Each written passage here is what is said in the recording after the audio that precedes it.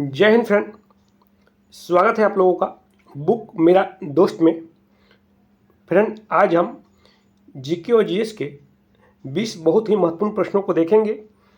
इस सारे के सारे प्रश्न किसी भी गवर्नमेंट एग्जाम के लिए बहुत ही महत्वपूर्ण रहेगा और हाल फिलहाल में बिहार पुलिस और दिल्ली पुलिस का एग्ज़ाम होने वाला है। इन दोनों एग्ज़ामों के लिए ये वीडियो काफ़ी ज़्यादा महत्वपूर्ण रहेगी, क्योंकि सबसे जो ज़्यादा प्रश्न पूछे जाते हैं जीके जीएस के और दिल्ली पुलिस और बिहार पुलिस में ही पूछे जाते हैं। तो चलिए पहला प्रश्न शुरू करते हैं। पहला प्रश्न देखिए, सन 1916 इकाई में कोलकाता में होम रूलिंग की स्थापना किसने की थी? तो काफ़ी ज़्यादा महत्वपूर्ण है कि जो होम रूलिंग की स्थापना किसके द्वारा की गई थी। तो फटाफट अपना आंसर आप लोग लगाइए।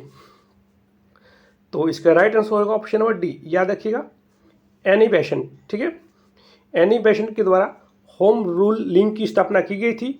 और इस पर भी ध्यान दीजिएगा कि ये 1916 में होम रूल लिंक की स्थापना हुई थी। कब हुई थी? 1916 में। तो ये भी आप लोग ध्यान में रखिएगा। चलिए प्रश्न नंबर 2 देखिए, भारत में राजस्व एकत्र करने के स्थायी बंदोबस्त की प्रणाली शुरू की गई थी। तो ये किसके द्वारा शुरू की गई थी? स्थायी बंदोबस्त की प्रणाली राजस्व एकत्र करने के लिए। तो काफ़ी ज़्यादा महत्वपूर्ण प्रश्न है, वेरी वेरी इंपॉर्टेंट प्रश्न है। तो अपना आंसर आप लोग लगाइए कि चारों ऑप्शन में से इसका राइट आंसर क्या होगा।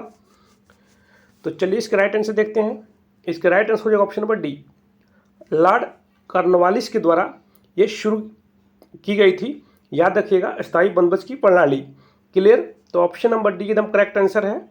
अगर फ्रेंड आप लोग इसमें से पहले से ही किसी क्वेश्चन का आंसर आपको मालूम है तो कमेंट सेक्शन में बता सकते हैं। चलिए प्रश्न नंबर 3 देखिए, भारत की संविधान सभा का संवैधानिक सलाहकार कौन था? मोस्ट इंपॉर्टेंट प्रश्न है। तो बताइए आप लोग इसका राइट आंसर क्या होगा कि जो संविधान सभा थी उसका जो संवैधानिक सलाहकार था वो कौन था? ये भी इंपॉर्टेंट प्रश्न है। तो अपना आंसर आप लोग लगाइए कि इसका राइट आंसर क्या होगा। तो इसका राइट आंसर हो जाएगा ऑप्शन नंबर सी, याद रखिएगा, doctor B N Rao. Doctor B N Rao संविधान सभा का संवैधानिक सलाहकार थे। ठीक है, तो ऑप्शन नंबर सी एकदम राइट है। इन्होंने अपना आंसर सी पे लगाया है, एकदम राइट है। चलिए प्रश्न नंबर 4 देखिए, भारतीय संविधान अपनाया गया था। मोस्ट इंपॉर्टेंट प्रश्न है, बहुत बार एग्जामों में प्रश्न देखने को मिला है। तो फटाफट अपना आंसर लगाइए कि भारतीय संविधान कब अपनाया गया था। तो फटाफट अपना आंसर लगाइए आप लोग। तो इसका राइट आंसर हो जाएगा ऑप्शन नंबर सी, याद रखिएगा, 26 नवंबर 1949 को भारतीय संविधान अपनाया गया था। और ये लागू कब हुआ था? तो ये भी ध्यान रखिएगा, 26 जनवरी 1950 को ये लागू हुआ था।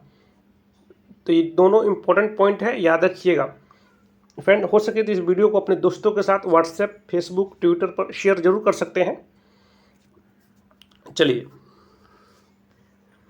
प्रश्न नंबर 5 देखिए, क्रिप्स मिशन किस उद्देश्य से भारत आया था?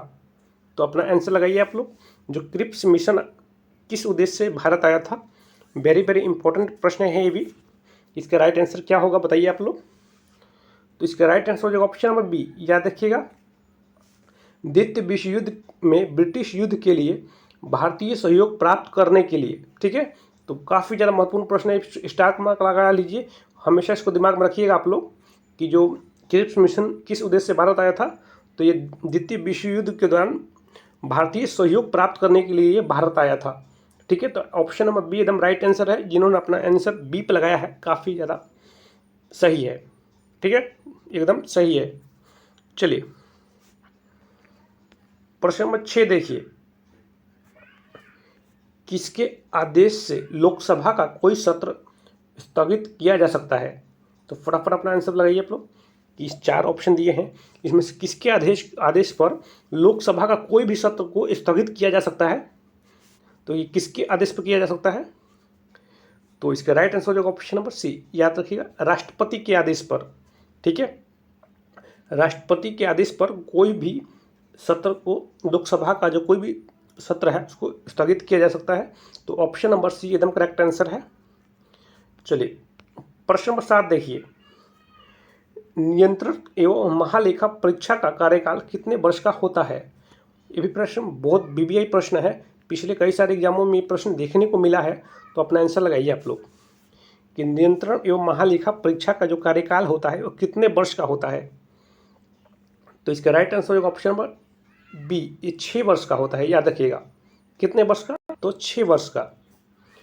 चलिए प्रश्न नंबर 8 देखिए, किस संविधान संशोधन के द्वारा दमन और दीव को गोवा से पृथक किया गया? इंपॉर्टेंट प्रश्न है, तो बताइए किस संविधान संशोधन के द्वारा दमन और दीव को गोवा से पृथक किया गया? तो इसका राइट आंसर आपको बताना है। तो इसका राइट आंसर होगा ऑप्शन नंबर ए, याद रखिएगा 97 संविधान संशोधन के द्वारा। ठीक है, किस संविधान संशोधन के द्वारा? तो 97 संविधान संशोधन के द्वारा दमन और दीव को गोवा से पृथक किया गया। ठीक है, याद रखिएगा। चलिए नेक्स्ट प्रश्न देखिए, प्रश्न नंबर 9 देखिए, डॉक्टर राजेंद्र प्रसाद को संविधान सभा का सभापति कब चुना गया? इंपॉर्टेंट प्रश्न है ये भी, तो आप लोग बताइए कि डॉक्टर राजेंद्र प्रसाद को संविधान सभा का सभापति है वो कब चुना गया था? तो इसका राइट आंसर हो जाएगा ऑप्शन नंबर ए हो जाएगा, याद रखिएगा दिसंबर 1946 में चुना गया था इन्हें। ठीक है, दिसंबर 1946 में चुना गया था डॉक्टर राजेंद्र प्रसाद को संविधान सभा का सभापति। चलिए प्रश्न नंबर 10 देखिए,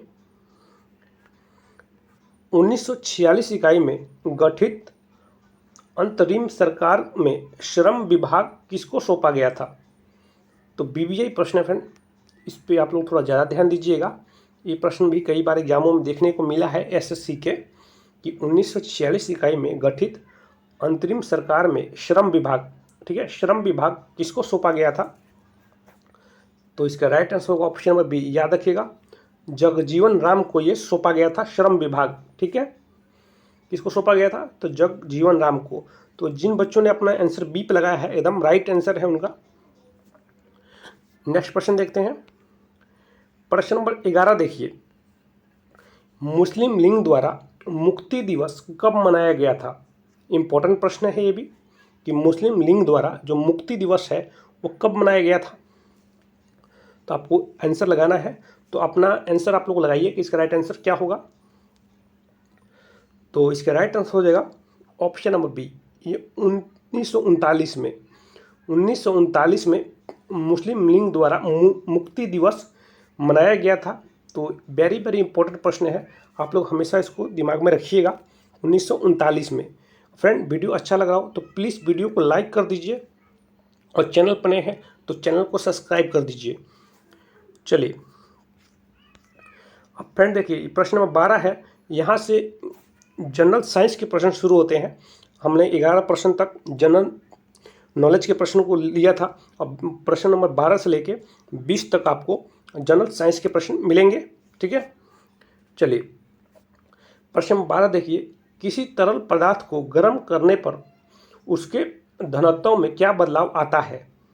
तो बताइए किसी तरल पदार्थ को गर्म करने पर उसके जो घनत्व में क्या बदलाव आता है? तो बताइए इसका आंसर क्या होगा। ऑप्शन आपके सामने है, तो आप ऑप्शन पढ़ लीजिए, उसके बाद ही अपना आंसर लगाइए आप लोग। तो इसका राइट आंसर हो जाएगा ऑप्शन नंबर बी, याद रखिएगा उसके घनत्व में कम हो जाता है, उसका जो घनत्व है वो कम हो जाता है। ठीक है, तो ऑप्शन नंबर बी एकदम करेक्ट आंसर है। जिन बच्चों ने अपना आंसर बी पे लगाया है एकदम राइट है। चलिए प्रश्न नंबर 13 देखिए,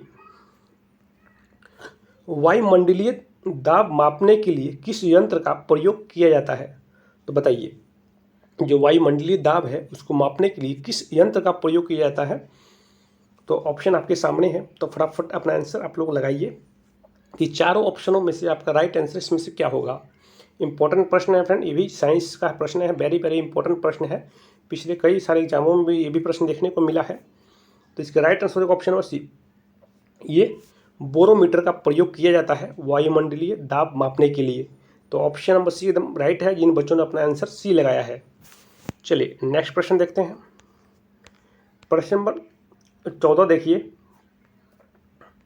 निम्न में से विद्युत का सर्वोत्तम चालक कौन सी धातु है? तो बताइए अपना आंसर कि 4 ऑप्शन आपके सामने ये हैं, 4 धातुओं के नाम दिए गए हैं। इसमें से जो विद्युत का सर्वोत्तम चालक धातु है वो कौन सी है? ऑप्शन ए है तांबा, ऑप्शन बी है एल्युमिनियम, ऑप्शन सी है चांदी, ऑप्शन डी है सीसा। तो इसका राइट आंसर होगा ऑप्शन नंबर सी, यह चांदी है। ठीक है, चलिए प्रश्न नंबर 15 देखिए, रेफ्रिजरेटर में निम्नलिखित में से किस गैस का प्रयोग किया जाता है? तो आप लोग बताइए इसमें किस गैस का प्रयोग किया जाता है? ऑप्शन ए है कार्बन डाइऑक्साइड, ऑप्शन बी है नाइट्रोजन, ऑप्शन सी है फ्रियोन, ऑप्शन डी है ऑक्सीजन। तो किस गैस का प्रयोग किया जाता है? तो इसका राइट आंसर होगा option number C, freon gas का प्रयोग किया जाता है। याद रखिएगा, तो जिनका आंसर ऑप्शन सी लगा है एकदम राइट है। ठीक है फ्रेंड, मैं फिर से एक बार बोलना चाहूँगा कि इस वीडियो को हो सके तो अपने दोस्तों के साथ ज़रूर शेयर कर दीजिएगा, फेसबुक पे, ट्विटर पे और व्हाट्सएप पे। ठीक है, ग्रुप आपके पास हो तो ग्रुप में भी ज़रूर शेयर कर दीजिएगा। ठीक है, और वीडियो को लाइक नहीं किया तो लाइक ज़रूर कर दीजिए। चलिए नेक्स्ट प्रश्न देखते हैं।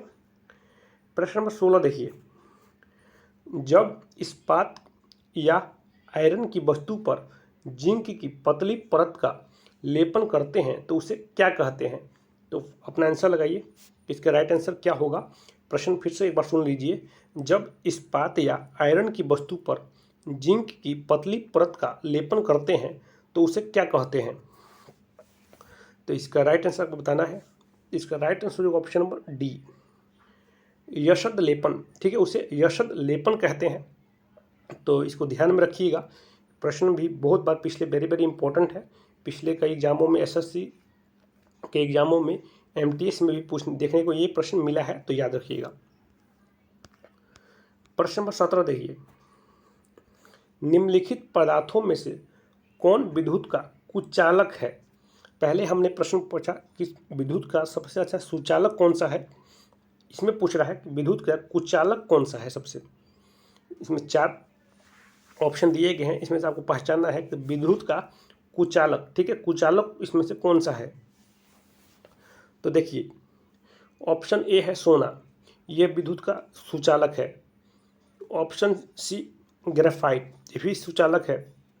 ऑप्शन डी चांदी, ये तो सबसे अच्छा सुचालक यही है, चांदी ही है। तो कुचालक कौन सा है इसमें से? तो ऑप्शन नंबर बी हीरा, याद रखिएगा हीरा है ये विद्युत का कुचालक है। ठीक है, तो ऑप्शन नंबर बी एकदम राइट है। जिन बच्चों ने अपना आंसर बी पे लगाया है, हीरा पे, एकदम राइट है। तो फ्रेंड इसमें आप लोग नोटिस कीजिएगा कि जैसे प्रश्न पूछता है उसमें कुचालक और सुचालक पूछता है। जैसे हमने पिछले प्रश्न में देखा, वहाँ पे क्या पूछा था, विद्युत का कुचालक कौन सा है, तो चांदी हो जाएगा। इसमें इसमें सुचालक पूछा था तो चांदी हो जाएगा, इसमें कुचालक पूछ रहा है तो हीरा हो जाएगा। क्लियर? तो प्रश्न नंबर 18 देखिए, आकाश का रंग किस कारण से नीला दिखाई देता है? तो बताइए आप लोग, आकाश का रंग है वो किस कारण से नीला दिखाई देता है? तो इसका राइट आंसर होगा ऑप्शन नंबर सी, प्रकाश के प्रकीर्णन के कारण वह नीला दिखाई देता है। ठीक है, प्रकाश के प्रकीर्णन के कारण। तो याद रखिएगा ऑप्शन नंबर सी। जिन बच्चों ने अपना आंसर सी पे लगाया है एकदम राइट है। चलिए प्रश्न नंबर 19 देखिए, शक्ति का एसआई मात्रक क्या होता है? इंपॉर्टेंट प्रश्न है ये भी, पिछले कई सारे एग्जामों में, अलग अलग एग्जामों में ये प्रश्न देखने को मिला है। तो इसका राइट आंसर हो जाएगा ऑप्शन नंबर बी, वाट होता है। शक्ति का एसआई मात्रक क्या होता है? तो वाट होता है। तो ऑप्शन नंबर बी एकदम राइट आंसर है, याद रखिएगा। प्रश्न नंबर 20 देखिए, प्रकाश तरंगे किस प्रकार की तरंगे होती है? ये भी प्रश्न इंपॉर्टेंट है, तो आप लोग बताइए इसका राइट आंसर क्या होगा। प्रकाश की तरंगे है वो किस प्रकार की तरंगे होती है? तो इसका राइट आंसर हो जाएगा ऑप्शन नंबर डी, अनुप्रस्थ तरंगे होती हैं। ठीक है, तो ऑप्शन नंबर डी एकदम राइट आंसर हो जाएगा, अनुप्रस्थ तरंगे। प्रश्न नंबर 21 देखते हैं, डेंगू ज्वर का कारण है तो बताइए इसमें से 4 ऑप्शन आपके सामने है। इसमें डेंगू ज्वर है, डेंगू ज्वर का जो कारण है क्या है? ऑप्शन ए है कवक, ऑप्शन बी है बैक्टीरिया, ऑप्शन सी है प्रोटोजोआ, ऑप्शन डी है वायरस। तो इसका राइट आंसर होगा ऑप्शन नंबर डी, ये वायरस है। ठीक है, डेंगू ज्वर का कारण क्या है? तो ये वायरस है। तो ऑप्शन नंबर डी एकदम सही है। जिन्होंने अपना आंसर डी पे लगाया है एकदम राइट है। चलिए प्रश्न नंबर 22 देखते हैं, अंतिम प्रश्न है।